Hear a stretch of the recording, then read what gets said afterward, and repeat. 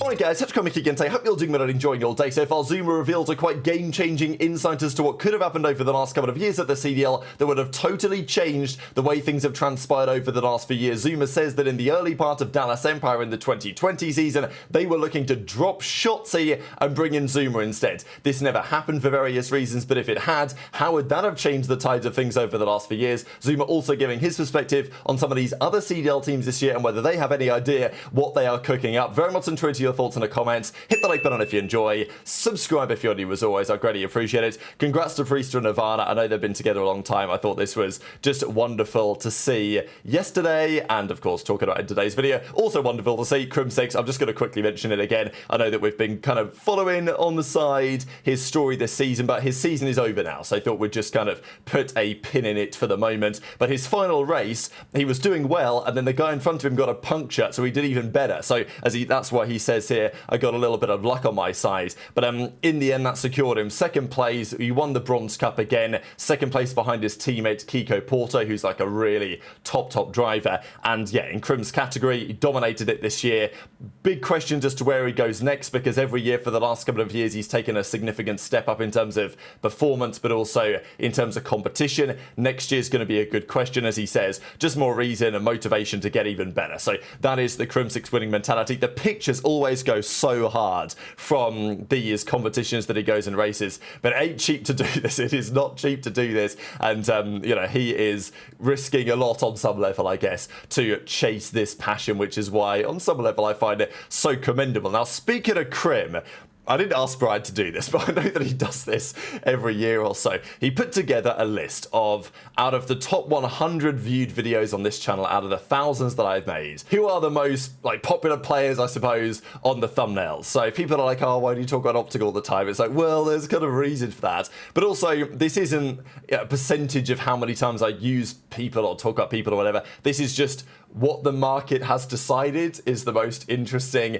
videos. And of course, there's a lot to this. Like when all the Purj drama was happening, there was loads of Purj drama. So of course, there's particular moments that extend these. For example, Dashy had like a whole period where he was on a thumbnail like every single day when the Rambo drama was happening and he was dropped and then he was back and all this. But anyway, these are the names in question. So of course, this is not going to add up to 100, right? Because there's multiple players on a particular thumbnail. But Shotzzy, he tops the list now with 36 appearances out of the top 100. Dashy's at 35, then Scump, then Purj, then Huke. So Kenny's there. Scrap's actually in the... I'm kind of impressed that Scrap's that high, actually. He's done pretty well. He's top 7. Mercules is already with 9. He's only been around a little while, but I know that there was obviously a lot of drama with him coming in and the results that OpTic had at the end of the season, so lots of those videos did very well. Ghosty's in there. Again, if you look at this entire list, the only player, apart from Simp, on this list who hasn't played for OpTic is Scraps. I think Scraps done pretty well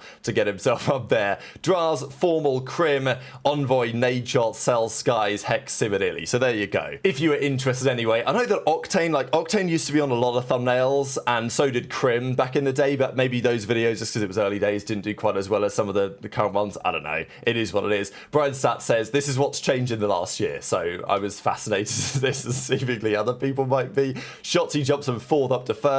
Purj drops from 3rd to 4th, but he actually got 9 more appearances this year. Huke made a jump up. Kenny, Scrap, Mercules, and Ghosty a new entrance. Drazah dropped down. He was top 4 Drazah at one time. That's crazy. And then Crim drops down a little bit as well. So anyway, there you go. If you're interested, those are your stats for the year. But let's talk about what ZooMaa had to say, because a couple of very interesting things here. He did discuss the Surge team a little bit. I know you guys have very mixed opinions on this Surge team. The rumours of Legend, Gwyn, Abe, and Lunas, if that's going to be the team of 4. And look, I agree with ZooMaa.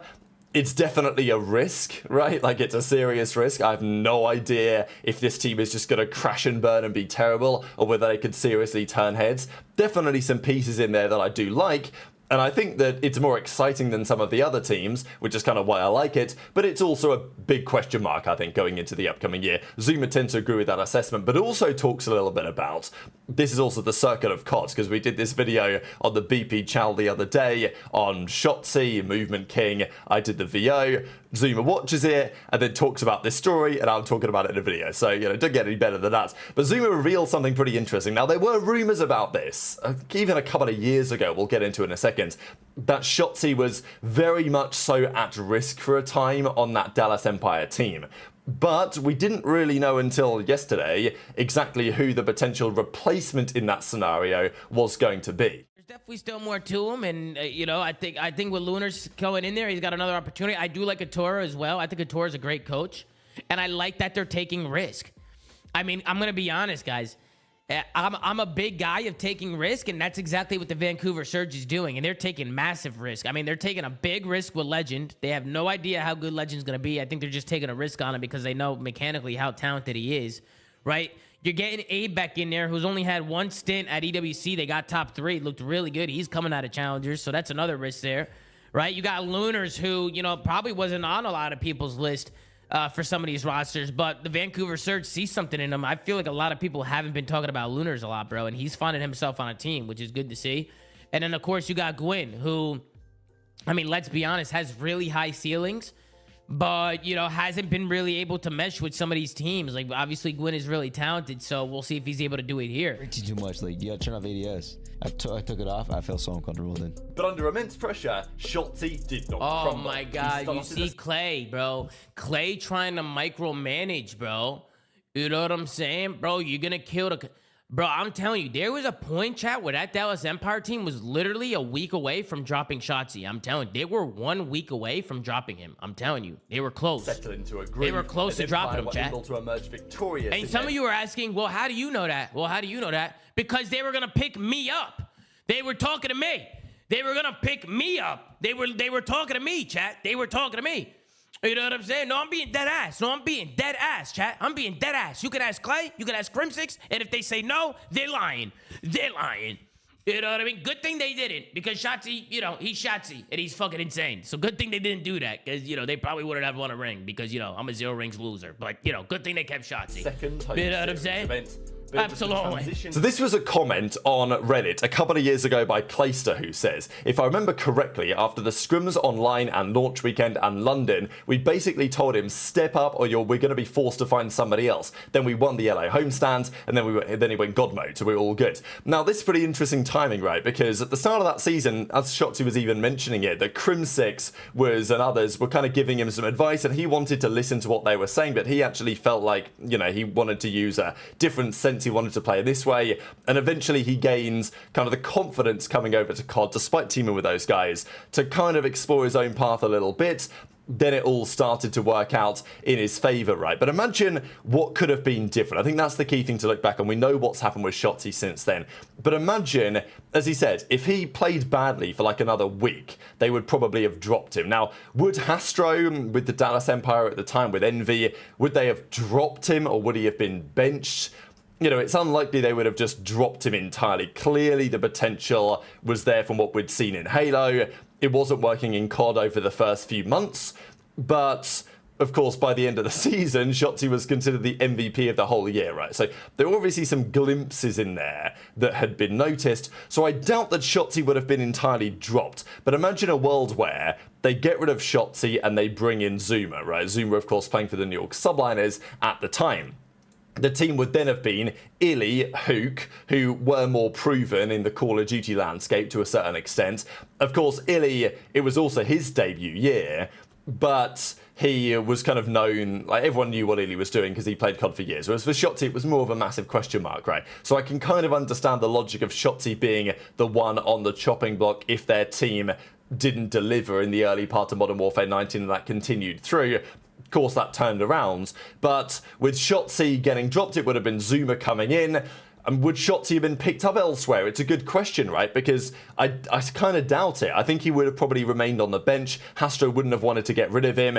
The only reason why they even got him onto Dallas Empire was because they bought him out from Splice, because Huke took a pay cut in his contract so that Hastro would have the money to buy him. So there was lots of loyalties there. There were lots of reasons why I don't think, and especially if Dallas dropped him shortly, the feeling would have been in the community down, well, Crim and Clay think this guy's hopeless. He's got to be useless, right? Like, you know, send him back to Halo would have been the logic. Now, I think eventually Shotzzy would have proved himself, got back onto a team, but you've got to wonder whether anything that's happened over the last few years would have gone the same way, because the reason in many respects why Shotzzy ended up on OpTic was because of the Dallas Empire relationship, right? Like, when Dallas merged with OpTic and it became OpTic Texas going into the Vanguard season, it wasn't known that Shotzzy was like actually a great personality, really. He did maybe a little bit of streaming, but it was only once he joined OpTic that people started to realize, hang on a second, this guy's actually got something about him. He could be the face of COD. I mean, remember at the time in the Cold War season, it was all about Envoy, right? The Prince and all this. Kind of, because Hex was trying to think about a way, when Scum eventually retires, who do I have to kind of lead things up as the face of the org? Turned out Shotzzy was the perfect guy for that, right? In many ways. And it was kind of known that that could be the case to a degree. But that's one of the reasons why he ended up there, is because of the carryover, right? Like, they had a merger between Dallas Empire and OpTic Chicago, became OpTic Texas, and Shotzzy ended up on OpTic, right? But if he wasn't with Dallas anymore, then that might never have happened. Would he have still been around the league? Would he eventually have worked his way to OpTic anyway? Quite possibly, yes. But, you know, it would have definitely changed the course of what happened over the last few years if Shotzzy ended up getting dropped off that Dallas Empire team. And imagine ZooMaa went to Dallas, right? I mean, could that have changed things to a great extent? Would he have been excellent for that team? You know, I think he would have done a pretty damn good job for that roster, and he was probably the right guy to target at the time. But as he himself says, would they have won with that team? Would they have won champs with the team as they eventually did with Shotzzy? Maybe not, right? But maybe, who knows? It's always difficult to look at the past and see what could have been different. But it's just interesting to see, like, Shotzzy's career. He won champs then, and then all these years later, 2024, 2025, winning champs with OpTic could have not happened at all, or could have happened in a very different way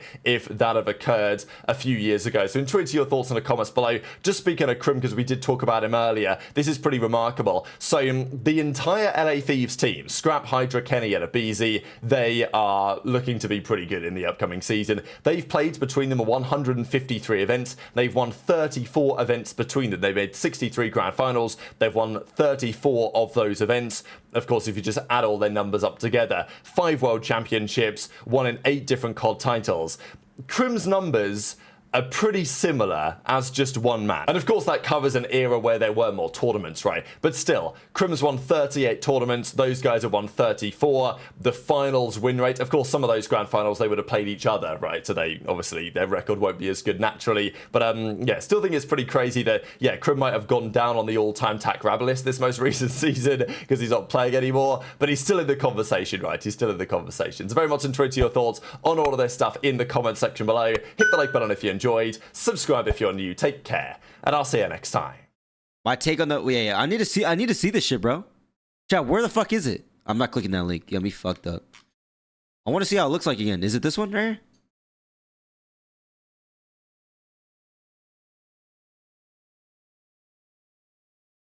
Yo, that is insane. Bro, what are the odds? You're telling me he makes that big of a post? He makes this big of a post to put a troll at the end is insane.